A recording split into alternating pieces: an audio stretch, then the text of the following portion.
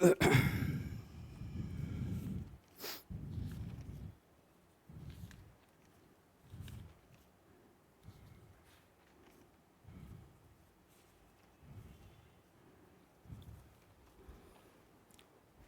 Everyone, आप में से किसी ने मेजोमेरिक इफेक्ट का नाम सुना है?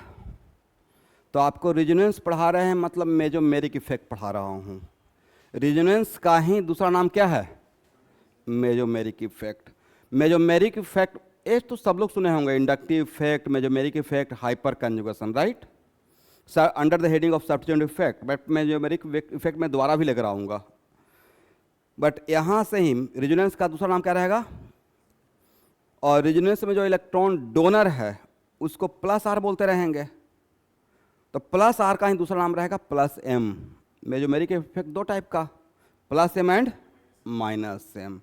जो रिजोनेंस में इलेक्ट्रॉन लेगा उसका नाम माइनस एम रहेगा, तो माइनस एम का ही दूसरा नाम क्या रहेगा? माइनस आर रहेगा। तो वो सब कुछ मैं लिखवाते रहूँगा, ठीक है? पहले तो आपको जानना है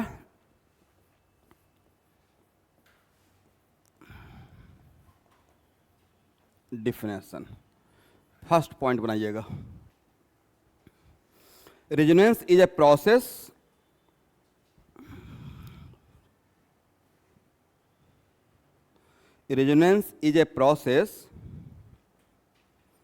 which involve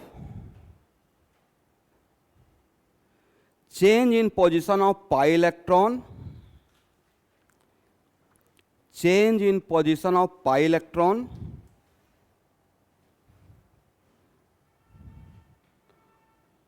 और non bonding electron,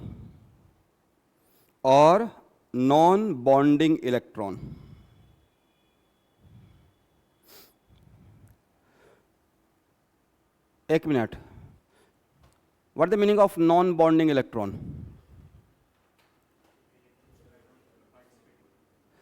lone pair का ही दूसरा नाम यहां पे मैं क्या बोल रहा हूं? नॉन बॉन्डिंग इलेक्ट्रॉन, करेक्ट है? और वन नेगेटिव चार्ज का मतलब वन इलेक्ट्रॉन होता है या वन पेयर ऑफ इलेक्ट्रॉन होता है? वन नेगेटिव चार्ज का मतलब वन पेयर ऑफ इलेक्ट्रॉन। इतना तो बात समझ में आ गया है। एक और पॉइंट लिखेगा, रिजोनेंस में किसका किसका पोजीशन चेंज होता है? पाई इलेक्ट्रॉन का और नॉन बॉन्डिंग। एक और पॉइंट लिखेगा, in resonance position of any sigma bond, in resonance position of any sigma bond or atom does not change. In resonance, position of any sigma bond or atom does not change.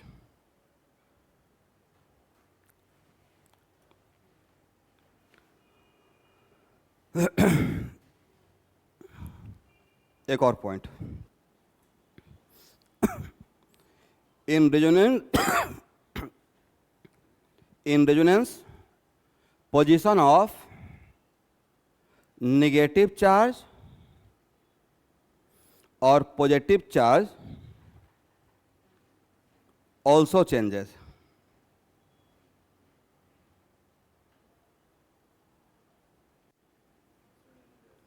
In resonance position of negative charge or positive charge also changes. तो resonance में किसका किसका position change हो सकता है? यहां देखिएगा, पाई electron का, लोन पेयर का, निगेटिव चार्ज का, पॉजिटिव चार्ज का, और उसी में कॉमा देखिए लिखिए इन रेजोनेंस, उसी में कंटिन्यू करिए सेम पॉइंट में, last point, in resonance position of free radical also changes.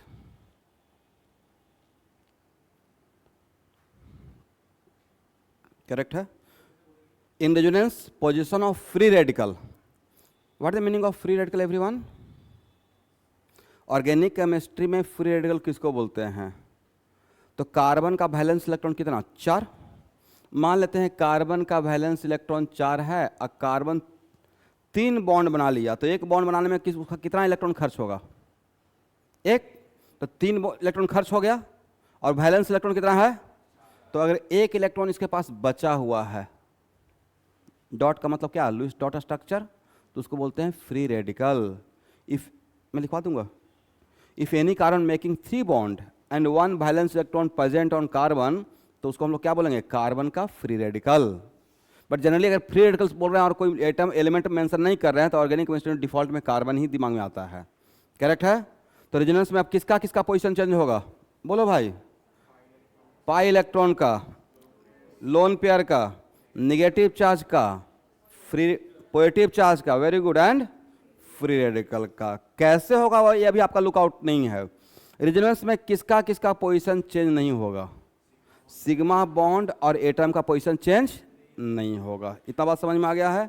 एक और पॉइंट लिखिए, द स्ट्रक्चर अराइजिंग, इन सब सारे की पॉइंट है। Conclusion, the structure arising due to resonance, the structure arising due to resonance are called resonating structure. The structure arising due to resonance are called what? Resonating structure. Shortcut में क्या लिखेंगे, RS। उसका एक और नाम है everyone, resonating structure का एक और नाम है कैनोनिकल स्ट्रक्चर।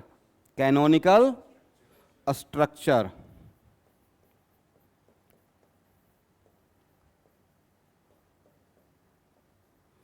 और कैनोनिकल स्ट्रक्चर को शॉर्टकट में क्या बोलेंगे, CS। तो आज के बाद RS का मतलब रेजोनेटिंग स्ट्रक्चर, और RS और CS अलग बात या सेम बात। तो रेजोनेंस के प्रोसेस के वजह से जो नया स्ट्रक्चर बनेगा उस स्ट्रक्चर का नाम क्या रहेगा, रेजोनेटिंग स्ट्रक्चर और कैनोनिकल स्ट्रक्चर। करेक्ट है। एक और पॉइंट लिखिए, resonating structure are imaginary concept.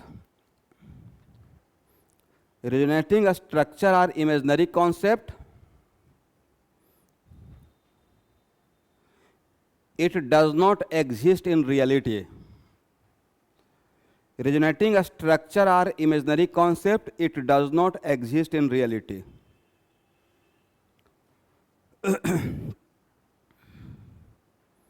Comma. Real concept is the one. Real concept is the one which contain character of all resonating structure. Real concept is the one which contain character of all resonating structure.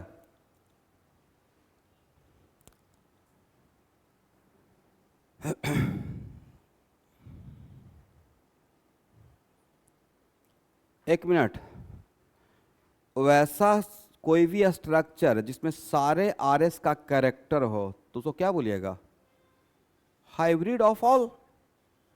क्या बोलेंगे, तो resonance hybrid बोलेंगे। क्या बोलना है, which is called resonance hybrid. पूरा sentence complete कीजिए। Real structure is the one which contain character of all resonating structure which are called resonance hybrid.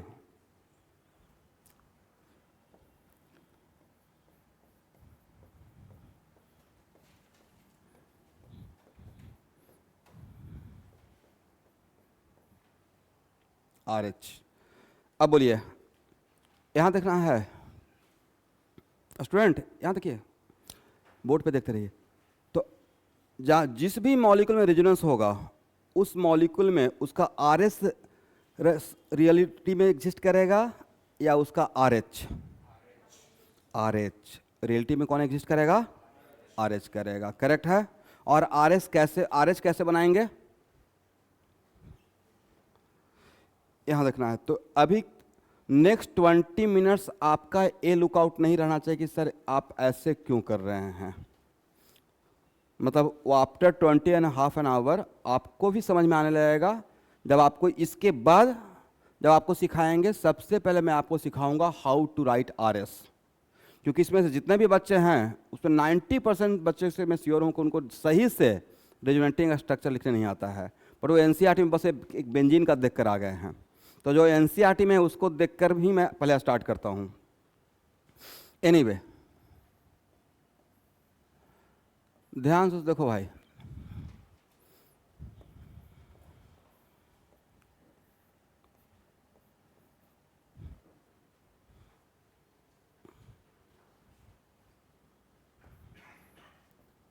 What the difference between this arrow and this arrow? इस arrow का मतलब क्या हुआ? A B में convert हुआ, बोलिए yes. अब B ए में। इस एरो का मतलब सी डी में कन्वर्ट हो रहा है और D, then what the difference between this arrow and this arrow?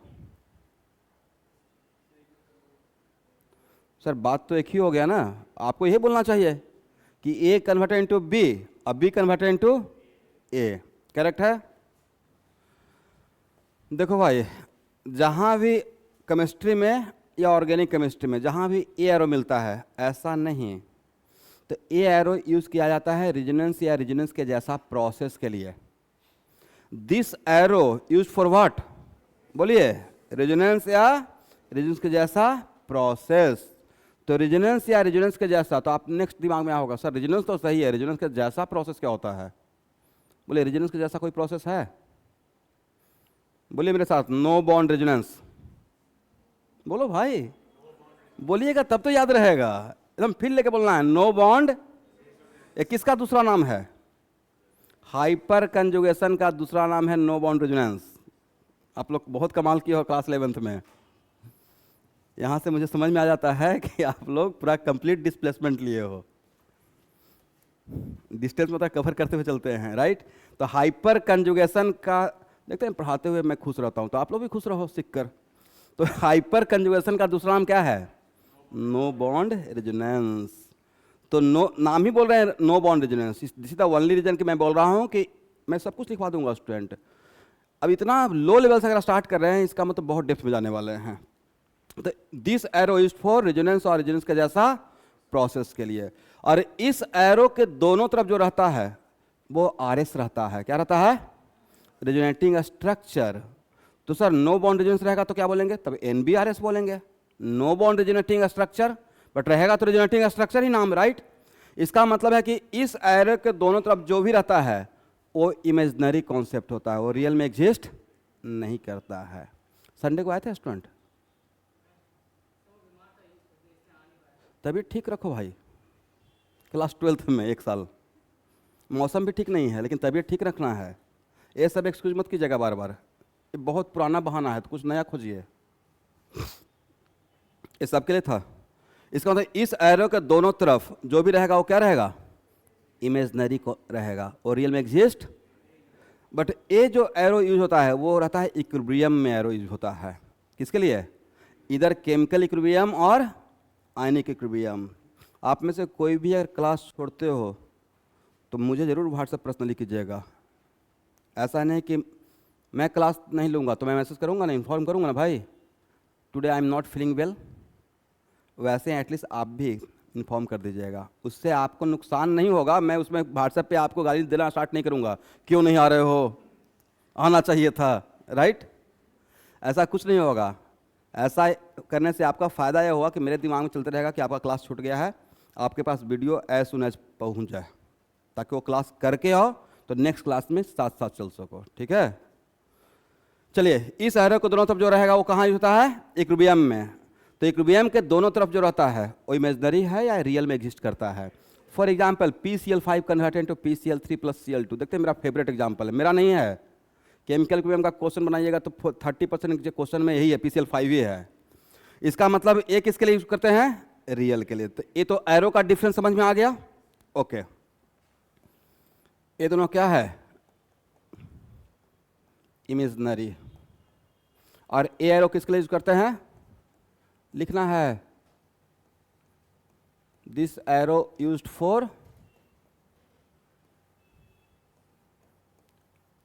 Resonance और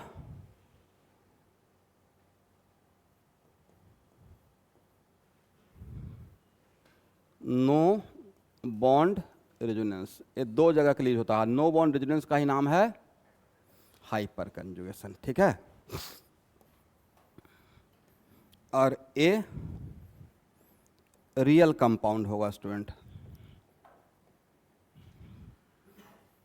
और ए यूज होता है किसके लिए? इक्विलिब्रियम के लिए। समझे? करेक्ट है?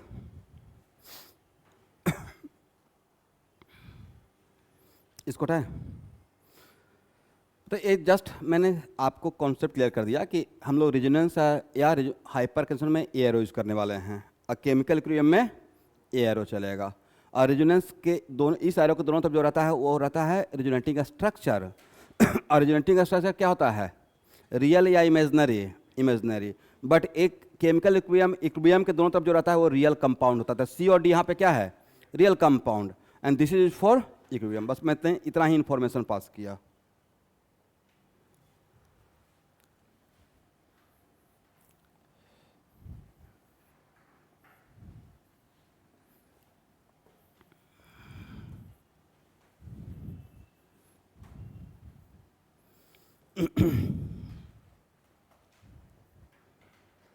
यहां देखिएगा स्टूडेंट,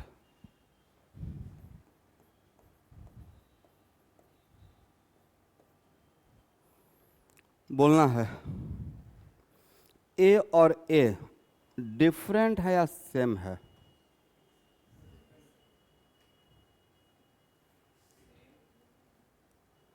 एक पॉइंट लिखिए, उसके बाद उसके नीचे एग्जांपल लिखिएगा। देखिए कैसे पॉइंट से पॉइंट बनेगा। एक मिनट एवरीवन, रेजोनेंस में किसका, फिर से एक बार, किसका पोजीशन चेंज होता है? पाई electron, lone pair, negative charge, positive charge, किसका, एंड फ्री रेडिकल, किसका पोजीशन चेंज नहीं होता है? सिग्मा बॉन्ड और एटम का पोजीशन चेंज नहीं होता है। तो यहां से ही एक नया पॉइंट बना देते हैं। लिखिए, स्टार देख लिखिएगा, one R S differ from other, one R S मतलब resonating structure, one R S differ from other with respect to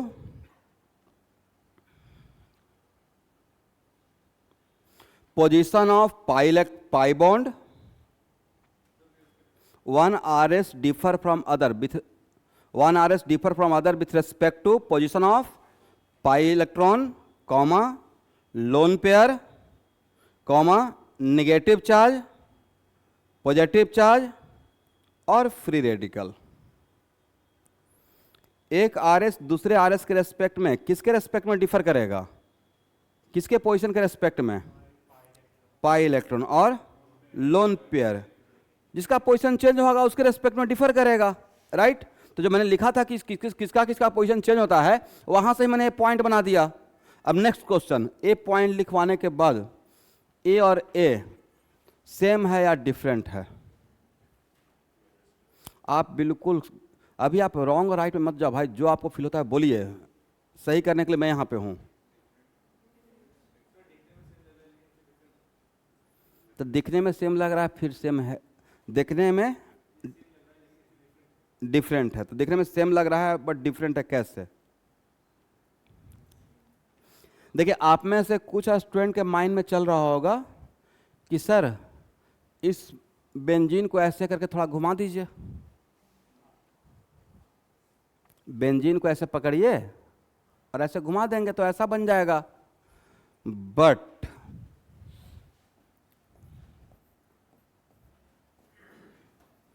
किसी मॉलिक्यूल में जब रेजोनेंस होता है, किसी मॉलिक्यूल में क्या होता है? रेजोनेंस। तो उस टाइम पे ध्यान सुनना है स्टूडेंट, उस टाइम पे मॉलिक्यूल के एटम को फिक्स कर दीजिए नट और वोल्ट से, मॉलिक्यूल फिक्स हो जाता है, उसके अंदर पाई इलेक्ट्रॉन या लोन पेयर या नेगेटिव चार्ज अपना पोजीशन डीलोकलाइज करता है। डीलोकलाइजेशन का मतलब क्या? लोकलाइज्ड मतलब आप एक ही जगह पे बैठे हुए हो, और डीलोकलाइजेशन का मतलब एक जगह से दूसरी जगह पे अपना पोजीशन चेंज कर रहे हैं। तो जब भी किसी भी मॉलिक्यूल का रेजोनेटिंग स्ट्रक्चर ड्रॉ करना है तो उस मॉलिक्यूल के एटम को पहले फिक्स कर देना है। तो आप ऐसे सोचिए कि कार्बन नंबर 1 2 3 4 5 6 इसको नट और बोल्ट से फिक्स कर दिया। एग्री? अब बोलो भाई, 1 2 3, रेजोनेंस में मॉलिक्यूल को नहीं घुमाना है, मॉलिक्यूल को घुमाना है या मॉलिक्यूल के अंदर इलेक्ट्रॉन को घुमाना है? मॉलिक्यूल के अंदर इलेक्ट्रॉन, राइट? इसका मतलब है कि मॉलिक्यूल के एटम को क्या करना है? फिक्स कर देना है, राइट? 1 2 3 4 5 6। अब बोलिए, इसमें पोजीशन ऑफ पाई बॉन्ड कहाँ है? यहां पे पाई इलेक्ट्रॉन है बिटवीन 1 एंड 2,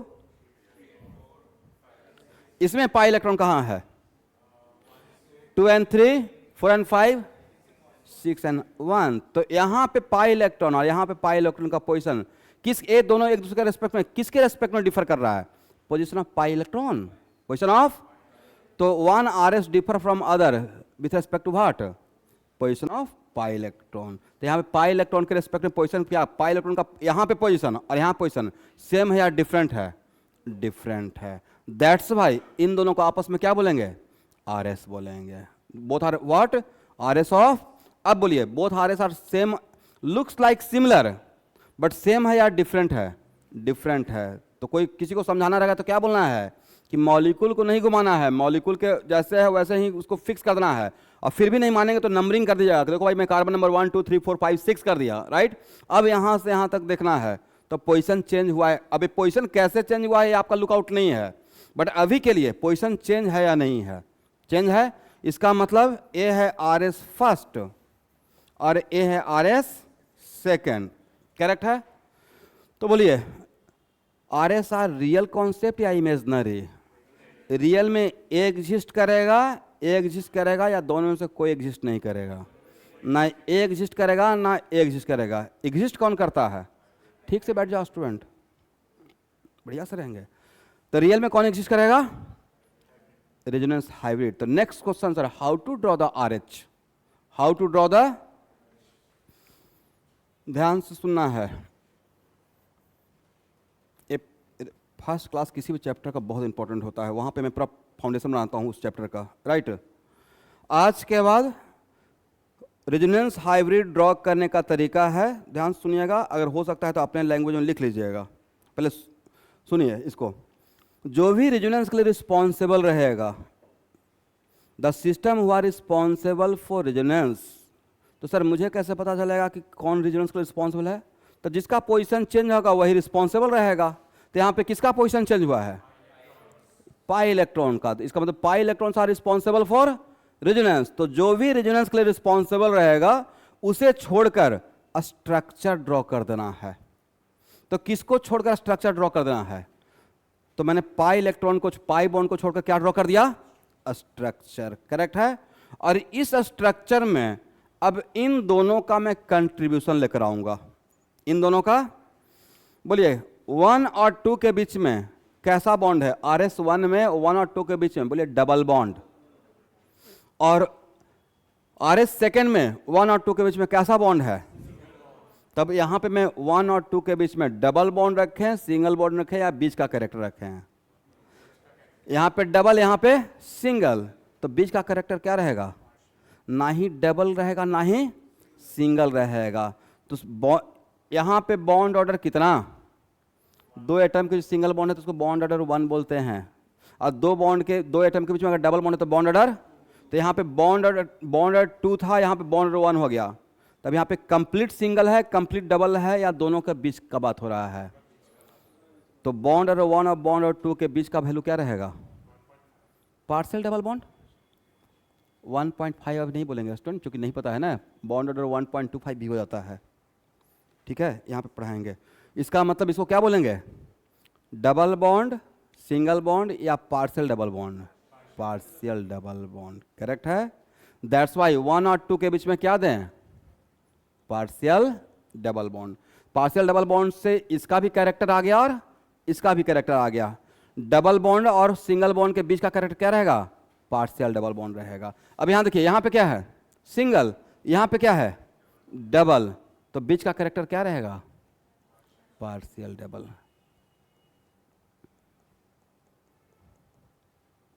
समझे?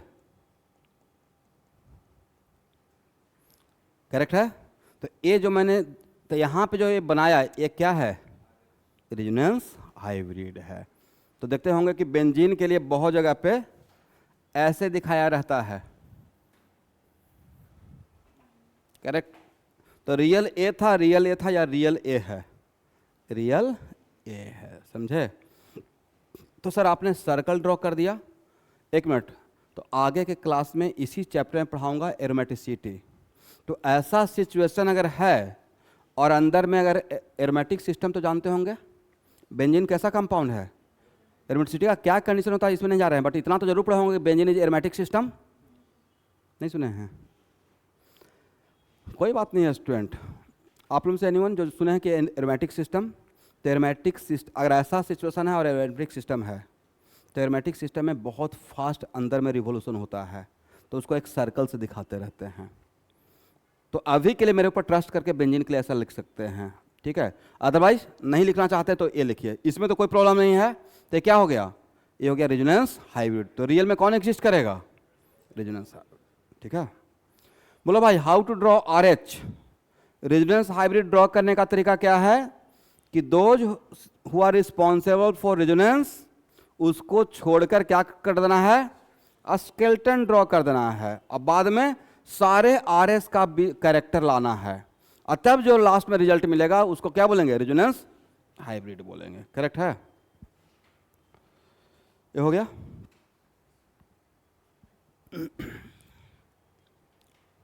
इसको हटाए।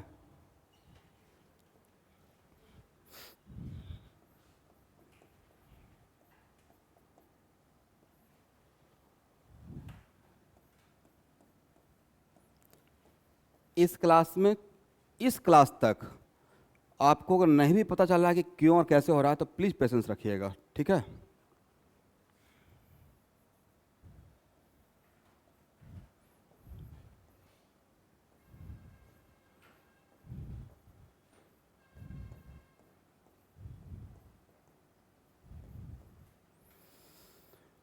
देखिए, इसके बारे में पढ़ेंगे बाद में, ठीक है?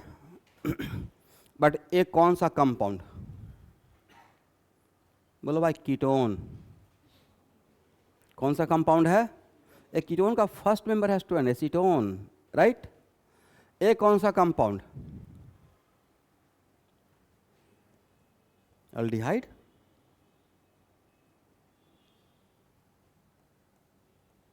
OH कैसा ग्रुप होता है?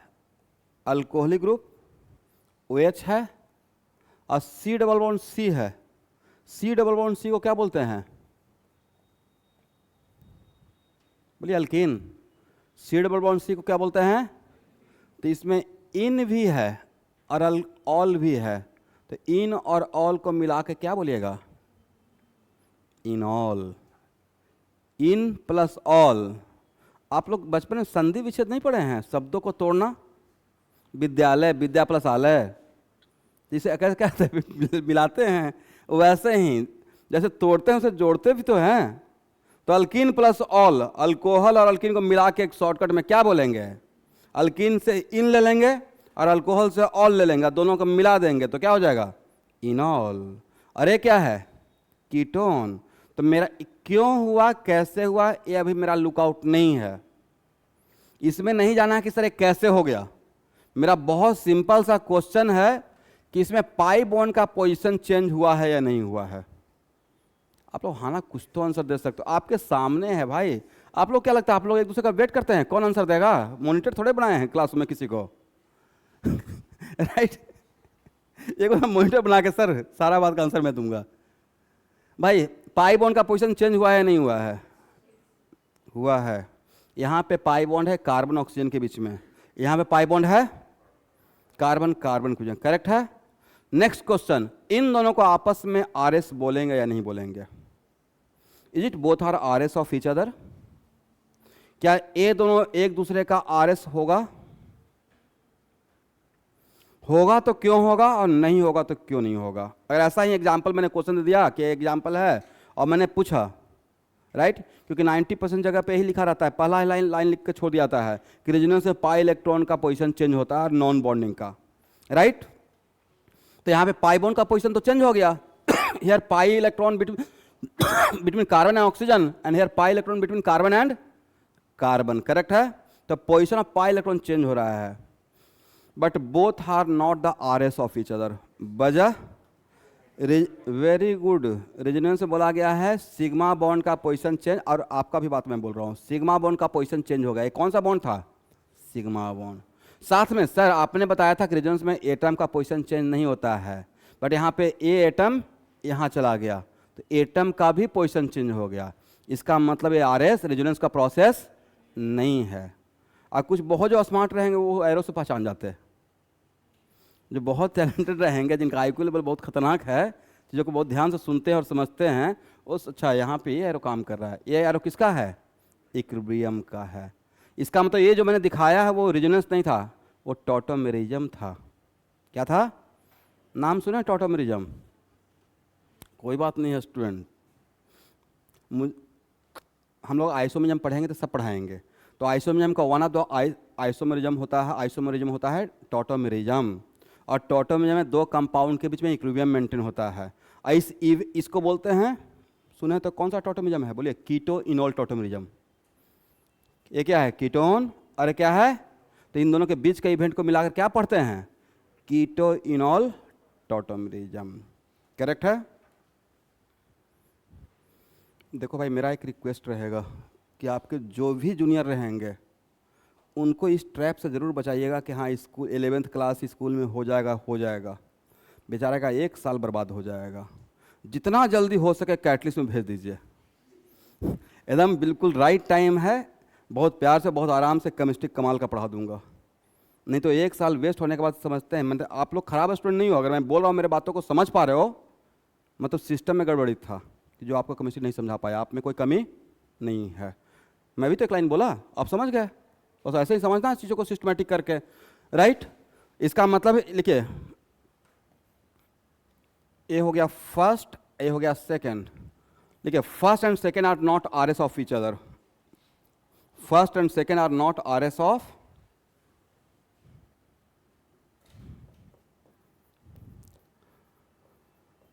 both are not RS of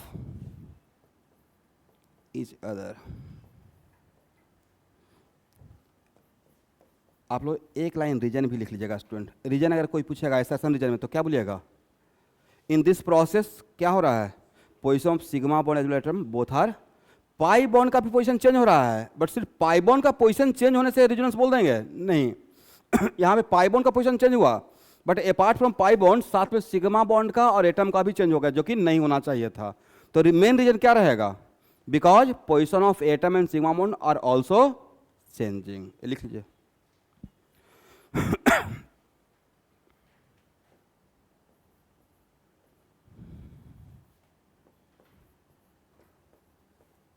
because position of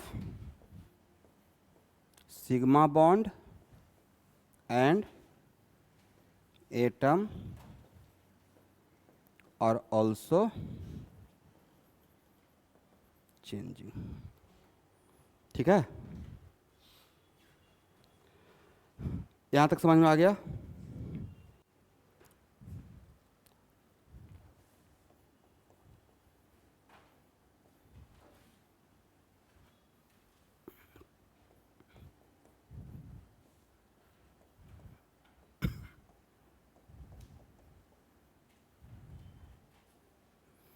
okay everyone, इस एग्जाम्पल से बहुत कुछ समझाने वाला हूँ।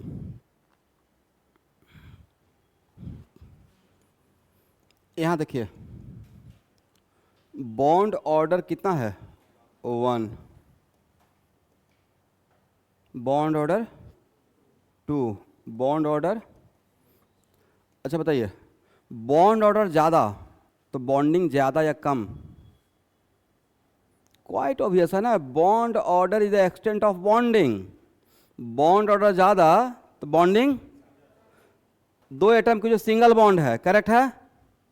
अब क्या होगा?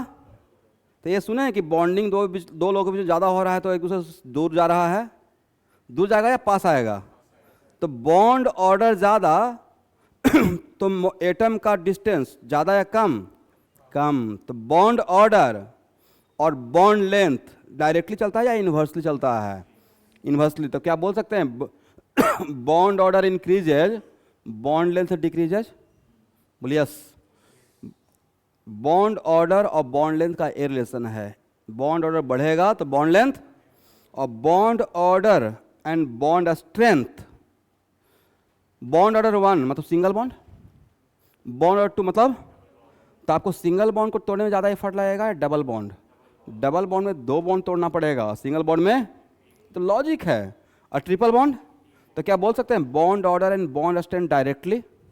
और बॉन्ड स्ट्रेंथ का दूसरा नाम क्या, बॉन्ड डिसोसिएशन एनर्जी। आप लोग केमिकल बॉन्डिंग का प्लेलिस्ट फाइल सही से फॉलो करो भाई, सारा बात वहाँ पे कर चुका हूँ।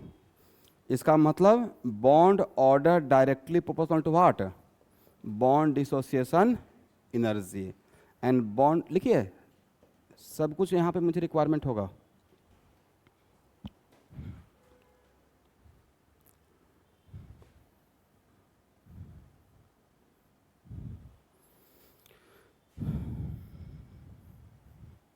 यहाँ देखना है what the difference between this arrow and this arrow. Organic chemistry में इसको बोलते हैं कंप्लीट एरो। बोलो भाई, कंप्लीट एरो। इसको बोलेंगे हाफ एरो।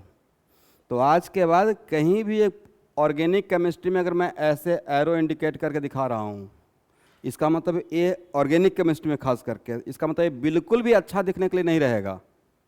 कंप्लीट एरो का मतलब कन्वेंशन रहेगा कि complete arrow always travel with 2 electron. Organic chemistry में कहीं भी अगर ऐसे कंप्लीट एरो इंडिकेट कर रहे हैं तो आज के बाद complete arrow travel with how many electron. और हाफ, इसको बोलते हैं half arrow. Half arrow always travel with, एक किसी बुक में नहीं लिखा रहेगा स्टूडेंट, बट इंपॉर्टेंट है। कंप्लीट एरो लेके जा रहे हैं, पता नहीं चल रहा क्या कर रहे हैं तो कहीं भी अगर कंप्लीट एरो में इंडिकेट कर रहा हूं, मतलब complete arrow travel with how many electron, 2, and half arrow travel with 1 electron. लिख लीजिए।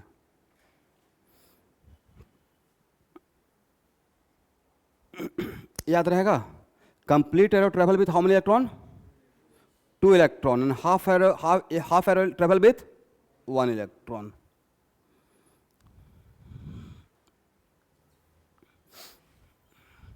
अब यहां देखना है,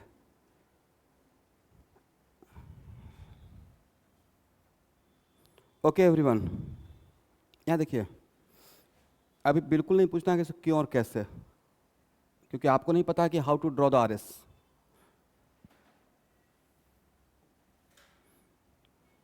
नाइट्रोजन का वैलेंस इलेक्ट्रॉन कितना, 5। नाइट्रोजन ने यहां पे कितना बॉन्ड बना के रखा था, 3, तो 2 इलेक्ट्रॉन बचा हुआ था, राइट। तो नॉन बॉन्डिंग का बचा हुआ इलेक्ट्रॉन, और अगर नॉन बॉन्डिंग मतलब वैलेंस इलेक्ट्रॉन, वैलेंस इलेक्ट्रॉन का बचा हुआ इलेक्ट्रॉन को बोलते हैं नॉन बॉन्डिंग। अब वो इलेक्ट्रॉन अगर पेयरिंग में है तो उसी को बोलते हैं लोन पेयर। क्या बोलते हैं, लोन पेयर। एनीवे, यहां देखिए,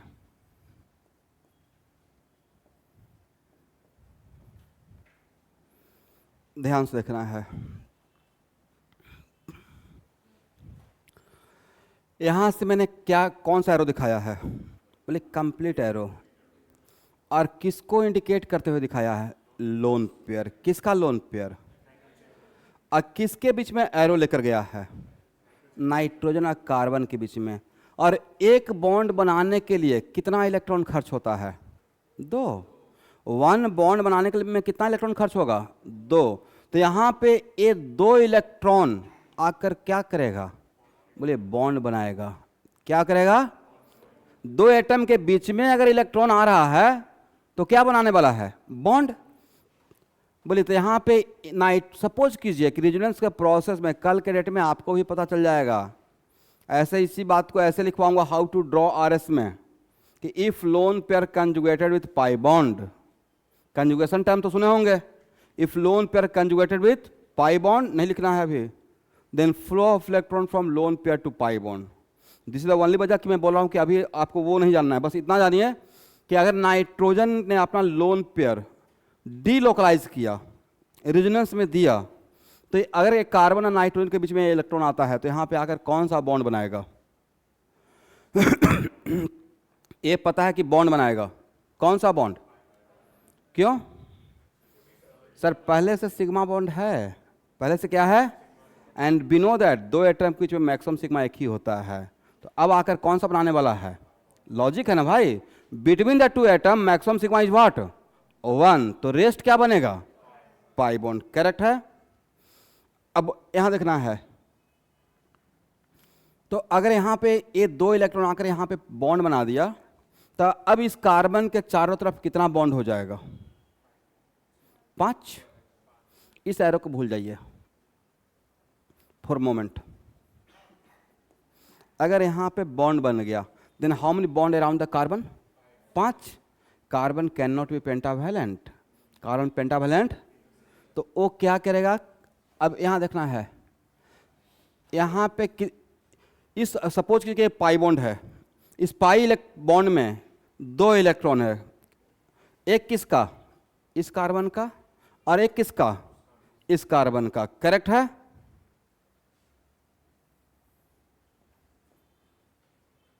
एक कार्बन नंबर 1 हो गया, कार्बन नंबर 2 हो गया। बोलिए, मैंने एरो ये दोनों इलेक्ट्रॉन यहां से इस पे दे दिया, और complete arrow travel with how many electron? तो ये दोनों इलेक्ट्रॉन कौन ले लिया? कार्बन। करेक्ट है? बट यहां पे 2 इलेक्ट्रॉन में इसका एक ही था, कितना था? 1 था, और दोनों ले लिया।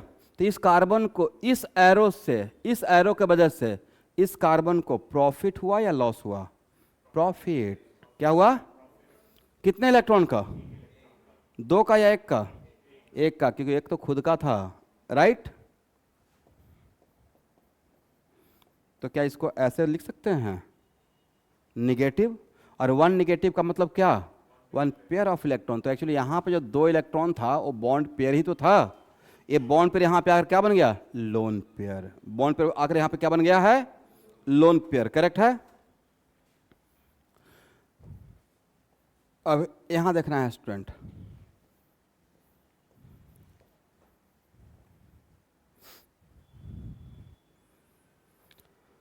सपोज किए कि इनके बीच में कोई पार्टनरशिप होने वाला है। करेक्ट है? और उस पर इक्वल राइट रहने वाला है, और उसमें टोटल इन्वेस्टमेंट 1000 रुपीज़ का है। एग्री? बट इन्होंने ही 1000 दे दिया, इन्होंने नहीं दिया। मान लीजिए राइट दोनों का है, आपको कितने का लॉस हो गया? आपने एक म्यूचुअल बिजनेस किया, उसमें एस्टिमेटेड था कि 1000 रुपये लगाना है, और डिसाइड हुआ कि दोनों को 500 लगाना है। भाई किसी वजह से इनके पास नहीं है, उस कंडीशन में आपको लगाना पड़ा। तो आपका लॉस कितने का? 1000 का या 500 का? 500 का। 1000 का क्यों नहीं? आपने तो 1000 दिया। सर 500 तो मेरा ड्यूटी था, वो तो मैं अपने बदले दिया। Okay. In similar fashion nitrogen और कार्बन के बीच में अगर कोवैलेंट बॉन्ड बनता है तो कोवैलेंट बॉन्ड में दोनों पे का राइट रहेगा, और कोवैलेंट बॉन्ड बनने में दोनों को एक एक इलेक्ट्रॉन देना था, और नाइट्रोजन ने अगर 2 इलेक्ट्रॉन यहां पे दे दिया, राइट? तो अब यहां पे नाइट्रोजन को कितने इलेक्ट्रॉन का लॉस हो गया?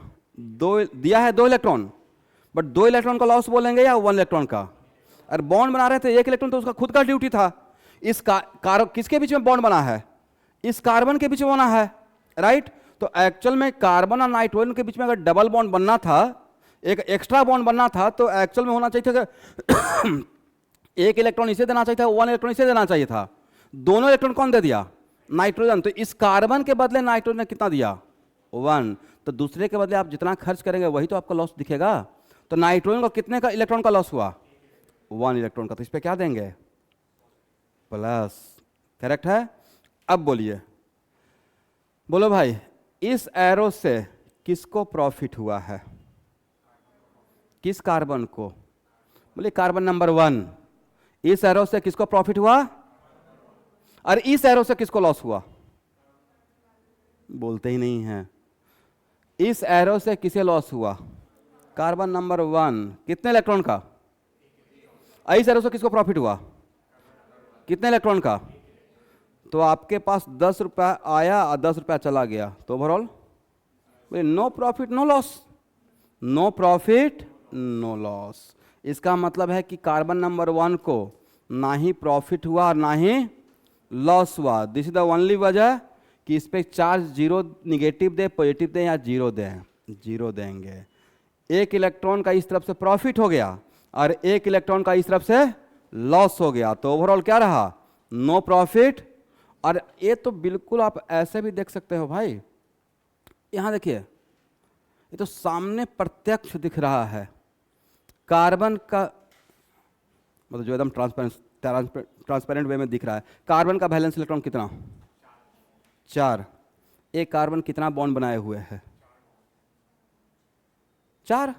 1 2 3 और एक हाइड्रोजन के साथ 4 वैलेंस इलेक्ट्रॉन, 4 बॉन्ड बनाए हुए हैं। तो कहाँ लॉस, कहाँ प्रॉफिट? सब कुछ सही चल रहा है इस कार्बन का। जिस ओनली वजह क्या होगा? No loss. तो आज के बाद स्टूडेंट मान लेते हैं कोई एटम है, रेजोनेंस में कोई अगर एटम है और वो एटम के दोनों तरफ एरो है, ऐसे आपको नहीं था कि ये एटम बीच में फंसा हुआ है कार्बन, और इसके इस तरफ भी एक एरो ऐसे है, दूसरा एरो ऐसे है। तो कोई भी आज के बाद एटम है और एक एरो इधर से इस तरफ से आ रहा है और दूसरा जा रहा है, तो आने वाले की वजह से एक इलेक्ट्रॉन का प्रॉफिट होगा। बोलिए यस। और जाने वाले की वजह से तो इन दोनों को एरो को मिलाकर overall no profit no loss. समझे? तो अगर आपको अच्छा कॉन्सेप्ट लगा तो इसको नोट कर लो भाई।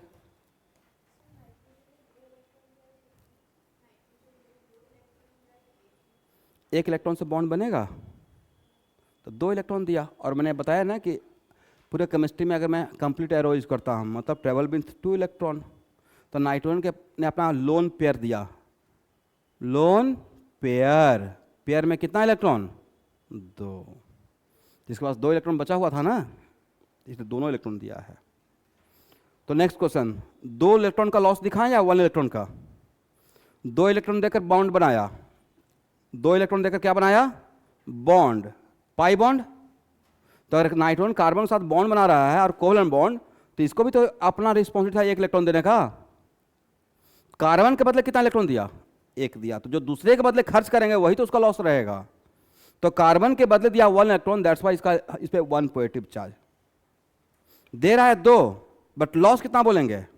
2 इलेक्ट्रॉन का या 1 इलेक्ट्रॉन का? 1 इलेक्ट्रॉन का। इतना बात समझ में आ गया स्टूडेंट कि आज के बाद रेजोनेंस में कोई भी एटम अगर ध्यान सुनना है, रेजोनेंस में कोई भी एटम अगर 2 एरो के बीच में सैंडविच है, कैसा एरो?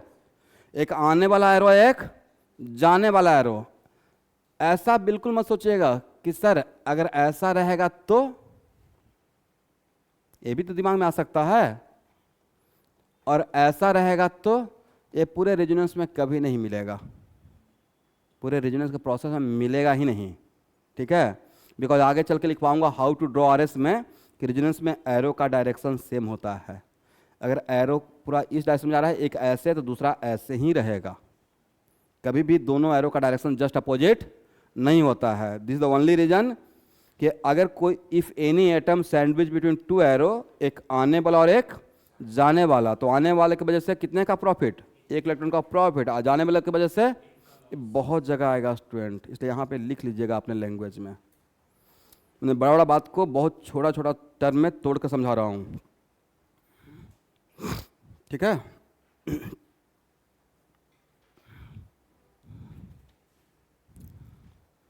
यहाँ तक हो गया? इसको हटाएं। आज पूरा क्लास सिर्फ इसी पे लूंगा भाई। इसको हटाएं।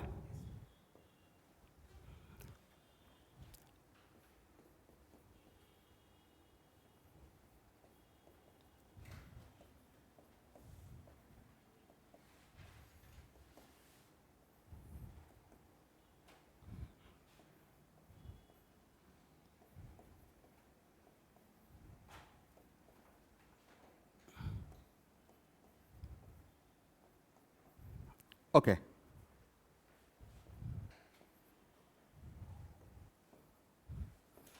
ये है आरएस फर्स्ट, ये है आरएस सेकेंड। तो पहला ऑब्जर्वेशन तो हो गया कि कैसे हम लोग, अब ये आपको क्वेश्चन करना चाहिए था कि सर आपने यहाँ से ही एरो ऐसे क्यों दिखाया, तो वो आपको बाद में समझ में आएगा हाउ टू ड्रॉ आरएस में, कि अगर जब रेजोनेंस करते हैं तो इलेक्ट्रॉन का फ्लो कौन डिसाइड करता है और कहाँ से स्टार्ट करना चाहिए। करेक्ट है? वो अभी आपका लुकआउट नहीं, आप अभी इस एग्जाम्पल के लिए मेरे ऊपर ट्रस्ट कीजिए कि इस रेजोनेंस में शायद ऐसा ही होता होगा। करेक्ट है? एनीवे, आरएस फर्स्ट को देखते हैं स्टूडेंट। क्या इन दोनों को आरएस बोल सकते हैं? 1 R S differ from other with respect to what? बोलिए, position of pi electron, position of lone pair. तो यहाँ पे लोन पेयर कहाँ पे था? नाइट्रोजन पे। यहाँ पे पाई बॉन्ड कहाँ था? C1 एंड C2 के बीच में। यहाँ पे लोन पेयर कहाँ पे है? 1 negative charge indicate 1 pair of electron carbon पे, और यहाँ पे पाई इलेक्ट्रॉन कहाँ पे है? Carbon and nitrogen. क्या इन दोनों इन दोनों स्ट्रक्चर में कोई सिग्मा बॉन्ड या एटम का पोजीशन चेंज हुआ? नहीं हुआ है। सिर्फ किसका पोजीशन चेंज हुआ है? लोन पेयर का, और मतलब both are RS of each other. इतना समझ में आ गया? Next, how to draw resonance hybrid. Resonance hybrid draw करने का क्या तरीका आपको बताया था? जो रेजोनेंस के लिए रिस्पॉन्सिबल है उसको छोड़कर क्या ड्रॉ करना चाहिए? Who are responsible for resonance? Lone pair and pi electron. Lone pair and pi electron. तो लोन पेयर और पाई इलेक्ट्रॉन, इन दोनों को छोड़कर मैंने स्ट्रक्चर ड्रॉ कर दिया। ना लोन पेयर दिखाया, ना यहां पे पाई इलेक्ट्रॉन दिखाया। अब क्या करेंगे? रेजोनेंस हाइब्रिड में सिर्फ इसका कैरेक्टर रहेगा, इसका कैरेक्टर रहेगा, या दोनों का बीच का कैरेक्टर रहेगा? तो इसमें इन दोनों के बीच में क्या बॉन्ड है? Double bond. और यहां पे क्या है? तो यहां पे क्या रहेगा? वेरी गुड, देखिए बोलना स्टार्ट कर दिया। यहां पे क्या है? सिंगल। बोला करो भाई, सिंगल। यहां पे क्या है? सिंगल और डबल के बीच का कैरेक्टर क्या रहेगा? अपने फ्रेंड को बोल दीजिएगा स्टूडेंट कि रेजोनेंस स्टार्ट हो गया। उस दिन रिमाइंडर दिया था उनको कि भाई पूरे ऑर्गेनिक केमिस्ट्री में मेरे साथ कभी मजाक कर लीजिएगा, रेजोनेंस के साथ मत कीजिएगा। Organic chemistry minus resonance equal to 0 हो जाएगा, आप यकीन करो। मैंने पहले ही बोला है कि आपने कॉपरेट किया रेजोनेंस समझने में, तो मैं आपको 100% गारंटी देता हूँ कि पूरा ऑर्गेनिक सिखा दूंगा। और ये ऐसा, देखो भाई, केमिस्ट्री मेरा सबसे फेवरेट सब्जेक्ट बना था। मैं अपना स्टोरी थोड़ा आपको सुनाते हैं कि कहाँ से लोग कहाँ पे जंप कर सकता है। आप लोग के जैसा ही मेरा भी केमिस्ट्री में कहानी C तक ही था, 0 बटा सन्नाटा, कुछ नहीं पता था। केमिस्ट्री स्टार्ट करते थे और मैथ और फिजिक्स पे आ जाते थे, बिल्कुल इंटरेस्ट नहीं था। All credit goes to doctor DKC। मेरा सबसे पहले अच्छा होना स्टार्ट हुआ ऑर्गेनिक, और ऑर्गेनिक में इंटरेस्ट आया तो उस कॉन्फिडेंस से स्टार्ट अच्छा किया फिजिकल केमिस्ट्री। अच्छा, फिजिकल और ऑर्गेनिक अच्छा हो गया तो उस कॉन्फिडेंस से स्टार्ट किया chemical bonding, atomic structure, redox and coordination compound. और 85% जब स्ट्रांग हो गया तो बाकी 15% रट गए, प्योर इनऑर्गेनिक, जहाँ रट्टा मारना है, S ब्लॉक, P ब्लॉक। तो ऐसे, और वो मजबूरी था करना, क्योंकि मेरे सीनियर बता चुके थे कि अगर केमिस्ट्री अच्छा रहेगा तो रैंक लाओगे, और केमिस्ट्री अच्छा नहीं रहेगा तो IIT कर सकते हो लेकिन पीछे से एक आध सीट मिलेगा। और अगर केमिस्ट्री अच्छा रहेगा, क्योंकि सबसे बेस्ट होना चाहिए JEE मेन वाले बच्चों के लिए केमिस्ट्री, हाई स्कोरिंग है। ये अपने आप को समझा लीजिए स्टूडेंट, मैथ टाइम टेकन है, इसलिए JEE मेन का अटेम्प्ट भी लेंगे तो पहले केमिस्ट्री से स्टार्ट कीजिएगा, तब फिजिक्स, तब मैथ। ये किसी सब्जेक्ट के अगेंस्ट बायस्ड होकर नहीं बोल रहा हूँ, ये रियलिटी बता दे रहा हूँ। और जो भी आपको रियल में मेंटरशिप करने वाले टीचर होंगे तो यही पैटर्न बताएंगे, इसी के अकॉर्डिंग चलना चाहिए। मेडिकल वाले बच्चों को मैं सजेस्ट करता हूँ सबसे पहले बायोलॉजी से स्टार्ट करो, फिर केमिस्ट्री, तब फिजिक्स पे आना, क्योंकि फिजिक्स 10 क्वेश्चन में स्टक कर गए और 1 आवर चला गया, कहानी खत्म। ठीक है, एनीवे, यहाँ तक समझ में आ गया। अब बोलिए, यहाँ पे चार्ज क्या है? 0। और यहाँ पे क्या है? 1 यूनिट पॉजिटिव चार्ज। तो 0 और 1 यूनिट पॉजिटिव चार्ज के बीच का कैरेक्टर क्या रहेगा? Partial positive. करेक्ट है। यहाँ पे चार्ज क्या है? 0, और यहाँ पे क्या है? 1 यूनिट नेगेटिव चार्ज। तो 0 और 1 यूनिट के बीच का क्या रहेगा? Partial negative charge. करेक्ट है। और इसी को हम लोग क्या बोलेंगे? रेजोनेंस हाइब्रिड बोलेंगे। ठीक है, इतना आसान था। ड्रॉ कीजिए स्टूडेंट।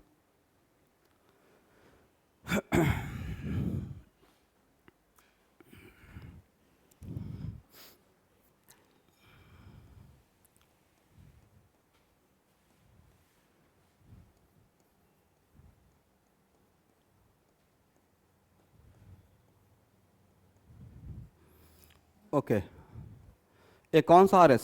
बातों को समझना भाई। RS फर्स्ट, इस RS फर्स्ट में इस नाइट्रोजन का हाइब्रिडाइजेशन क्या? Very good. Coordination number 3, lone pair 1, steric number 4, तो option becomes what? sp3। Correct है। चलिए, और इसमें इस कार्बन का ऑप्शन क्या बताए थे ना, ये कोई भी कार्बन अगर 3 सिग्मा 1 पाई बनाता है तो इट मस्ट बी, तो ए क्या है? sp2। लिखते जाइएगा, जो भी बोर्ड पे लिखेंगे, जिसको मना करेंगे कि नहीं लिखना है उसको नहीं लिखना है, मेरा वेट नहीं करना है।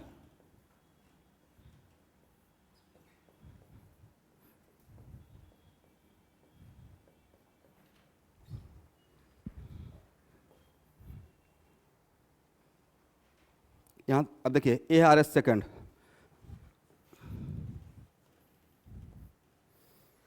बोलिए इस नाइट्रोजन का कोऑर्डिनेशन नंबर कितना? First 3। Lone pair, lone pair sir इसमें है ही नहीं, दे दिया, बॉन्ड बनाने में खर्च हो गया, राइट? तो लोन पेयर क्या बोलेंगे? 0। यहाँ से जब यहाँ आए तो ये लोन पेयर बॉन्ड पेयर बन गया है। अब लोन पेयर रहा क्या? या बॉन्ड बनाने में खर्च हो गया यहाँ आकर, राइट? तो लोन पेयर 0। तो स्टेरिक नंबर कितना? 3। देन हाइब्सन, ओके, हाइब्सन क्या हो गया? sp2। मतलब यहाँ पे था sp3, यहाँ पे क्या हो गया? sp2। इस कार्बन का बताइए फर्स्ट कोऑर्डिनेशन नंबर कितना? 3। और loan pair 1 negative charge indicate 1 pair of electron, lone pair 1, तो स्टेरिक नंबर कितना रहेगा? 4। तो ऑप्शन बिकम्स व्हाट? sp3। तो ये हो गया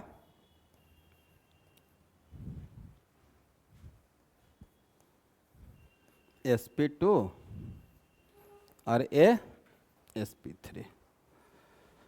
बोलिए ऑब्जर्वेशन, ध्यान सुनना भाई। प्रोसेस, क्या एक लाइन ए भी लिखवा सकते हैं? Process of resonance also modify a state of hybridisation. बोलिए yes, process of resonance also modify a state of hybridisation. इस RS में इसका ऑप्शन क्या था? sp3। इसमें क्या हो गया? sp2। इस RS में इसका ऑप्शन क्या था? sp2। यहाँ पे क्या हो गया? sp3। तो क्या बोल सकते हैं? Process of resonance modify the state of hybridization. अब इसमें क्वेश्चन पूछने का तरीका ये रहेगा, अगर पूछा जाएगा इसमें ऐसे पूछा जाएगा, अगर RS देकर, जैसे मैंने ARS दे दिया, RS दिया हुआ है, तब अगर पूछा जाएगा what the option of this nitrogen, तो जिस RS के लिए पूछा जाएगा उसी RS के लिए बात करना है। तो आंसर क्या देना है? sp3। ARS देंगे तब पूछेंगे तो इस RS के लिए। लेकिन अगर क्वेश्चन को ऐसे पूछा जाए कि if this structure involve in resonance, in the process of resonance hybridization of nitrogen vary from where to where, nitrogen का हाइब्रिडेशन कैसे वेरी कर रहा है, तब आंसर क्या बोलिएगा? sp3 से एंड वाइस वर्सा। सिर्फ यहाँ जाकर रुक जाते हैं या यहाँ से यहाँ आते भी हैं? ये सिर्फ यहाँ से यहाँ जा रहे हैं या वापस यहाँ से यहाँ भी आ रहे हैं?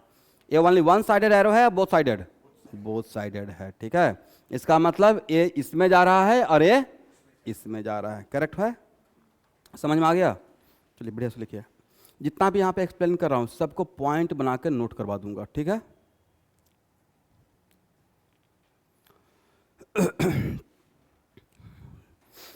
नेक्स्ट ऑब्जर्वेशन, ध्यान से सुनिएगा स्टूडेंट। रेजोनेंस हाइब्रिड में किसका कैरेक्टर आता है? दोनों का। बोलिए रेजोनेंस हाइब्रिड में कैरेक्टर आता है ऑल RS का। बोलो भाई, this RS is overall electrically neutral. बोलते ही नहीं हैं। इस ARS में ओवरऑल चार्ज कितना? इलेक्ट्रिकली न्यूट्रल नहीं समझते हो भाई? मैं तो समझता था इलेक्ट्रिकली न्यूट्रल मतलब नेट चार्ज 0। आप लोग क्या पढ़ाया गया है? यही पढ़ाया गया होगा। तो RS फर्स्ट इज व्हाट? तो कोई भी प्रोसेस में कंजर्वेशन ऑफ चार्ज होता है। किसी भी प्रोसेस में क्या होता है? तो यहां पे इस RS में, RS सेकेंड में ओवरऑल टोटल चार्ज कितना? Very good, 0। One negative overall पूरे मॉलिक्यूल पे, one negative one positive becomes what. तो रिजोनेटिंग स्ट्रक्चर का रेजोनेंस का रूल है, if one of the R S is electrically neutral. आप लोग को लिखना नहीं, मैं लिखवाऊंगा, मैं एक एक पॉइंट लिखवा देंगे भाई, पहले समझा देते हैं, कुछ भी पॉइंट नहीं छोड़ूंगा। मेरा आज से 5 साल पहले का भी वीडियो देखिएगा तो वही बोलता रहूंगा पहला क्लास में। If one of the R S is electrically neutral then all R S must be electrically neutral.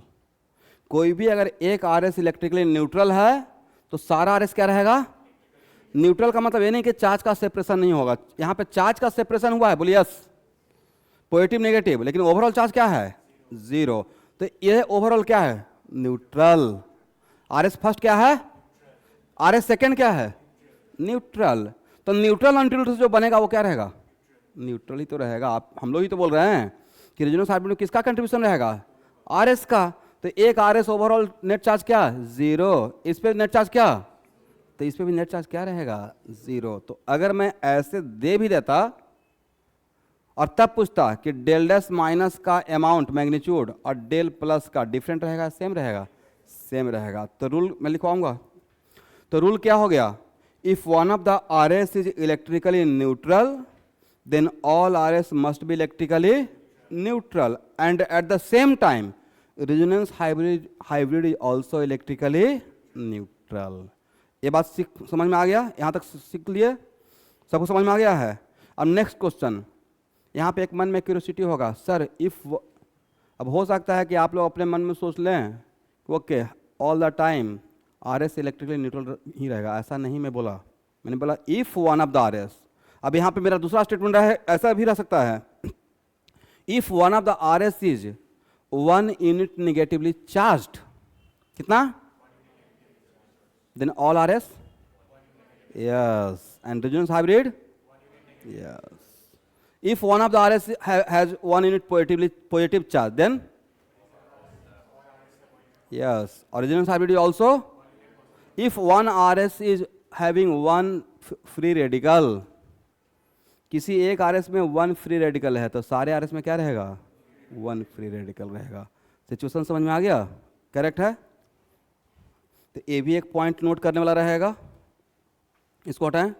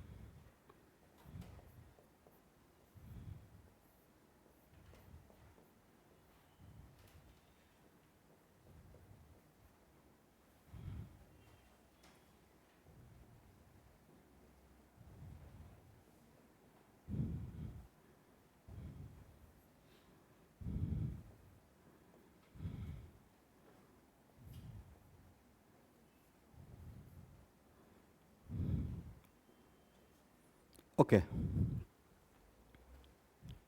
ये क्या है, रेजोनेंस हाइब्रिड, करेक्ट है। रियल में कौन एग्जिस्ट कर रहा है, अब ऐसे देखिएगा स्टूडेंट, ये है आर एस फर्स्ट, ये है आर एस सेकेंड। ध्यान सुनो भाई, अगर रेजोनेंस नहीं होता, एक मिनट समझ लीजिए, मैं सारा पॉइंट लिखवाऊंगा स्टूडेंट। अगर रेजोनेंस नहीं होता तो कार्बन और कार्बन के बीच में कंप्लीट क्या रहता, double bond. If there is no resonance between lone pair and pi bond, इन दोनों का ही पोजीशन चेंज हुआ है, और जिसका पोजीशन चेंज होता है मतलब वो रेजोनेंस में इन्वॉल्व है, डीलोकलाइज हो रहा है। तो if there is no resonance between what, lone pair and, कहने का सेंस है कि अगर इस स्ट्रक्चर में रेजोनेंस नहीं होता, तो रेजोनेंस नहीं होता तो क्या इसका यहां पे क्या रहता, बोलिए कंप्लीट डबल बॉन्ड रहता। क्या रहता? But when we compare R S with R H, when we compare R S first with R H, तो आपने क्या ऑब्जर्व किया? Due to resonance, due to resonance C1 C2 के बीच में बॉन्ड ऑर्डर पे क्या फर्क पड़ा है? ड्यू टू रेजोनेंस, अगर यहां पे रेजोनेंस नहीं होता तो यहां पे बॉन्ड ऑर्डर 2 रहता। बोले yes, due to resonance bond order 2 हो गया या लेस देन 2? इसका मतलब रेजोनेंस के वजह से बॉन्ड ऑर्डर डिक्रीज हुआ, करेक्ट है। और बॉन्ड ऑर्डर डिक्रीज हुआ मतलब बॉन्ड लेंथ इंक्रीज हुआ, करेक्ट है। एक मिनट, अगर रेजोनेंस नहीं होता तो C1 और N के बीच में, बिटवीन C1 एंड नाइट्रोजन के बीच में क्या रहता? बोले सिंगल बॉन्ड रहता, right. But due to resonance single bond रहता मतलब bond order 1। But due to resonance यहां पे सिंगल बॉन्ड है या पार्शियल डबल बॉन्ड है? पार्शियल डबल बॉन्ड है। इसका मतलब C1 और N के बीच में बॉन्ड ऑर्डर क्या हुआ है? इंक्रीज। तो बॉन्ड लेंथ अब बोलिए यहां से मैं आपको क्या समझाने की कोशिश कर रहा हूं। एक पॉइंट ये भी बनेगा, resonance also modify bond length. Resonance also modify, मैंने इंक्रीज बोला, डिक्रीज बोला या मॉडिफाई बोला? मॉडिफाई बोला। इसका मतलब है, एक मिनट रुकिए, लेट मी फिनिश। इसका मतलब ये हुआ कि रेजोनेंस की वजह से कहीं का बॉन्ड लेंथ बढ़ेगा एट द कॉस्ट ऑफ कहीं का बॉन्ड लेंथ घटेगा। ऐसा कभी नहीं होगा कि रेजोनेंस की वजह से हर जगह का बढ़ेगा और हर जगह का घटेगा। कहीं का इंक्रीज करेगा और कहीं का, तो कहीं का इंक्रीज और कहीं का डिक्रीज रहेगा, तो उसके लिए डिप्लोमेटिक टर्म क्या रहेगा? मॉडिफाई। इसका मतलब रेजोनेंस का process also modify bond length. समझ में आ गया? लिख लीजिए। तो जितनी भी बातें आपको समझा रहे हैं सबको मैं कंक्लूड करूंगा इस एग्जांपल से, ठीक है। इन सब पे भर भर के क्वेश्चन आता है भाई, प्रीवियस ईयर क्वेश्चन बैंक में, और डीकेएस में तो भरा रहेगा। इसलिए जब डीकेएस में बनाना स्टार्ट करेंगे तो आपको ऐसा फील हो जाएगा कि राकेश सर का लेक्चर चल रहा है, उसी सीक्वेंस में प्रॉब्लम है, ठीक है। हो गया?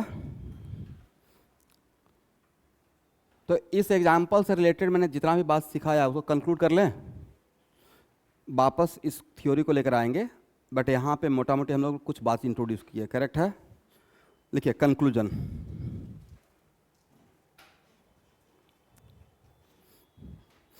पहला कंक्लूजन लिखिएगा,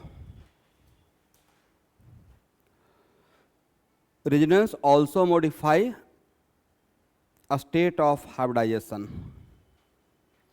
resonance also modify a state of hybridization.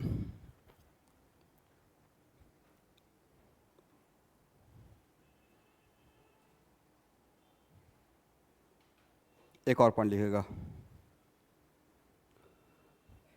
Resonance also modify bond length.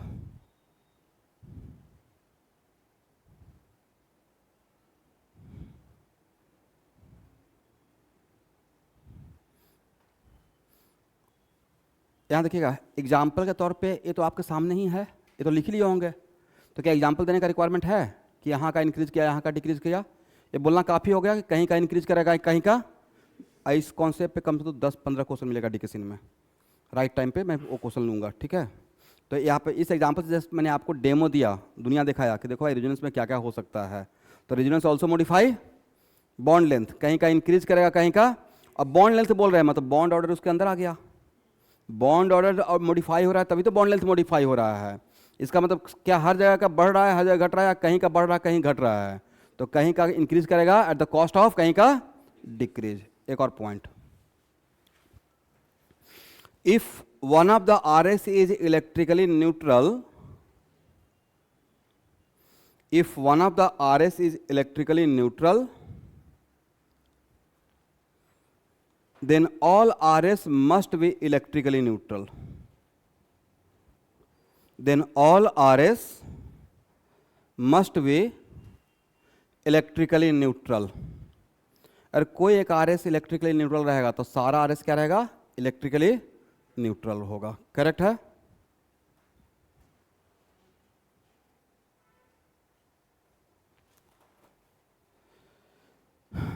and at the same time resonance hybrid is also electrically neutral, and at the same time resonance hybrid is also electrically neutral.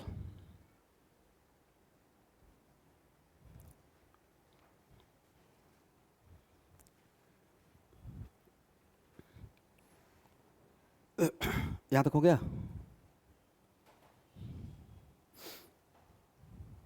अब इसमें आप खुद की तरफ से ये जोड़ सकते हैं स्टूडेंट कि one of the R S is 1 unit positively charged, then all RS must be 1 unit and one at the same time RH is also, और नहीं भी तो कम से कम दिमाग में रखिएगा कंजर्वेशन ऑफ चार्ज कि अगर RS न्यूट्रल है तो सारा RS न्यूट्रल रहेगा, RH भी न्यूट्रल रहेगा। 1 RS पे 1 यूनिट निगेटिव चार्ज है तो सारे RS पे 1 यूनिट निगेटिव चार्ज रहेगा और RH पे भी 1 unit negative and so on. Correct है? अब ध्यान सुनो भाई, फ्राइडे क्लास बहुत इंपॉर्टेंट रहने वाला है। यहाँ तक तो आपने मेरे ऊपर ट्रस्ट करके ऐसा होता होगा। अब हेडिंग बनाइए, how to draw RS, how to draw resonating structure.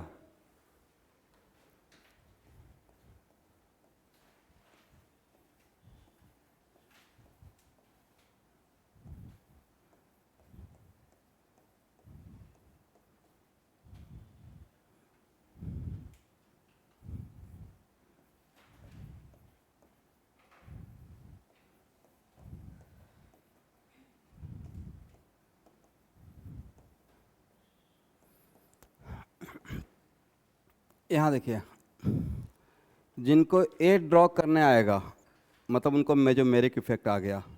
जिनको ए ड्रॉ करने आएगा उनको ये समझ में आ जाएगा कि रेजोनेंस में कौन एक्सेप्टर है कौन डोनर है, और जिनको ये समझ में आ गया कि रेजोनेंस में कौन एक्सेप्टर है कौन डोनर है मतलब उनको -m + m आ गया।